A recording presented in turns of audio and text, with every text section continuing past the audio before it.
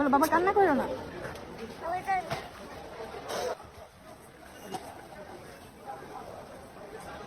আমি এই ভিডিওটা কমপক্ষে 10 বার দেখেছি। সে তো দুধের শিশু, সে কি বোঝে? তারপরেও তার মনের ভিতর দেখেন বারবার ডাক দিয়ে বলতিছে যে আমার বাবা আমাকে ছেড়ে চলে যাচ্ছে ওই দূর প্রবাসে।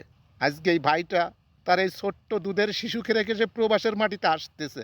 তার বুকের ভিতর কি হয়ে যাচ্ছে এইটা একজন প্রবাসীই বুঝবে। আমরা প্রবাসীরা কত কষ্ট সহ্য করি এই প্রবাসের মাটিতে, তারপরেও আমরা ছেলে মেয়ে পরিবারের মন আমরা রক্ষা করতে পারি না। আমি এই ভিডিওটা যখন দেখলাম যে একজন প্রবাসী তার ছেলে মেয়ে তার ভালোবাসা থেকে বঞ্চিত থাকে, আমারও ছেলে মেয়ে আছে, তাদের জন্য আমারও মন কাঁদে।